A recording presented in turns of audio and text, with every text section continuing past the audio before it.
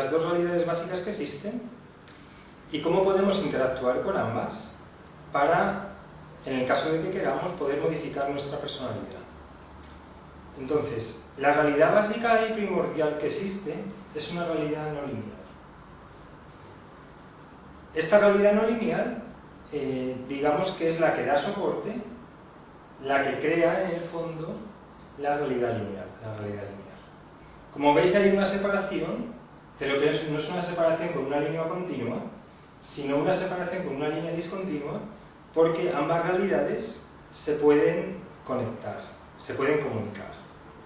Lo que ocurre es que el 99% de las personas, la mayor parte de la gente, solo vive en esta realidad lineal y ni siquiera se plantea que puede tener acceso a esta realidad no lineal.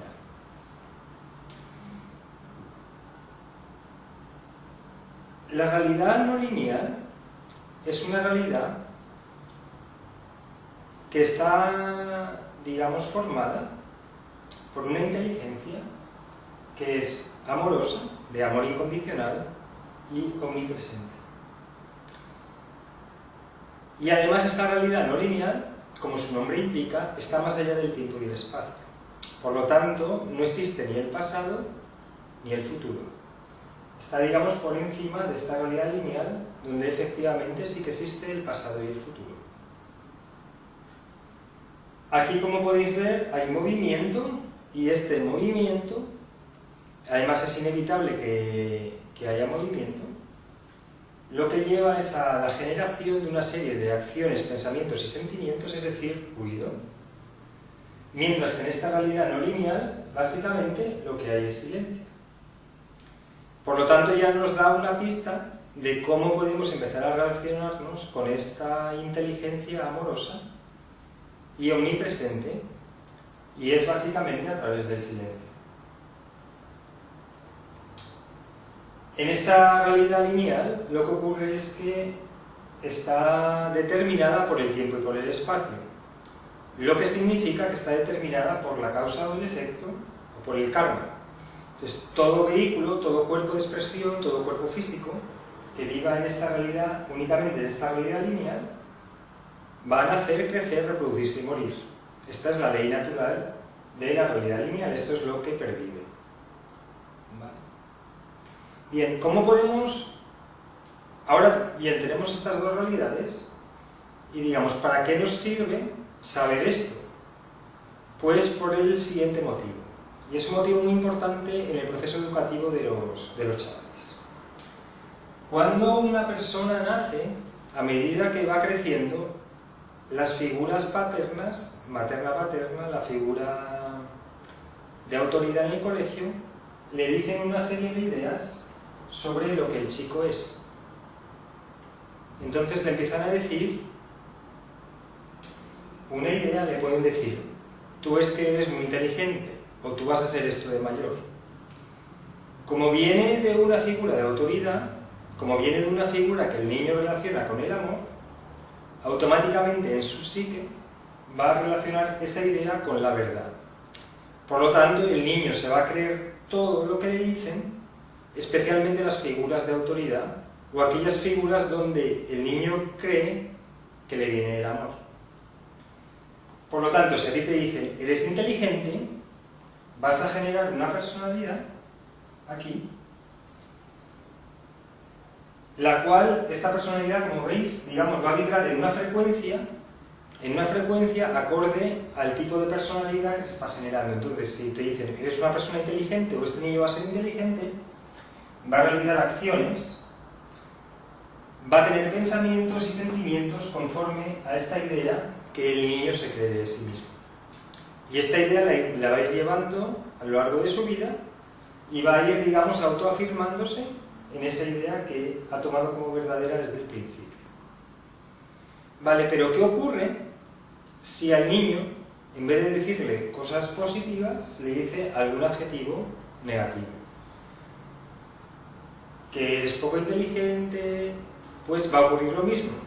El niño va a tomar como verdad esta idea que se le está incorporando y va a desarrollar su personalidad conforme a eso. Entonces, si le dicen que eres poco inteligente, probablemente empezará a buscar trabajos donde no tenga que desarrollar su capacidad intelectual, sino va a desarrollar trabajos mecánicos y tendrá pensamientos ligados a esta idea, digamos, tendrá pensamientos poco inteligentes que le irán reforzando la idea que ha tomado como verdadera, porque además de este modo piensa que así va a obtener el amor del padre o de la madre si les obedece de esa manera.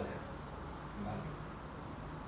Pero llega un momento en la vida donde una persona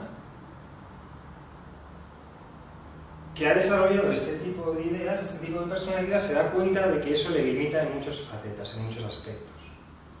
No consigue el trabajo que quiere, no tiene las relaciones que quiere, le ocurren una serie de cosas que son las mismas y no entiende por qué, y es básicamente por esta idea que está inmersa de forma tan fuerte en el inconsciente y que, digamos, que forma su ego. Bien, una persona que no crea que existe esta realidad no lineal va a tener muy difícil modificar la personalidad. Tiene que ser a base de un esfuerzo consciente y de voluntad muy grande para realizarlo. Pero, en cambio, una persona que crea que existe esta inteligencia, que crea y que además la experimente, lo que va a hacer es lo siguiente. Lo primero, para experimentarla, va a intentar eliminar el ruido, por eso aquí he puesto meditación, va a intentar eliminar el ruido y va a darse cuenta de que él no es ni las acciones, ni los pensamientos, ni los sentimientos. Porque en realidad las acciones y los sentimientos nunca son tuyos, sino que son una consecuencia del modo en el que la personalidad o el ego vibra. ¿Vale? Bien, entonces esta persona lo primero que hace es eliminar el ruido ese que se genera alrededor suyo.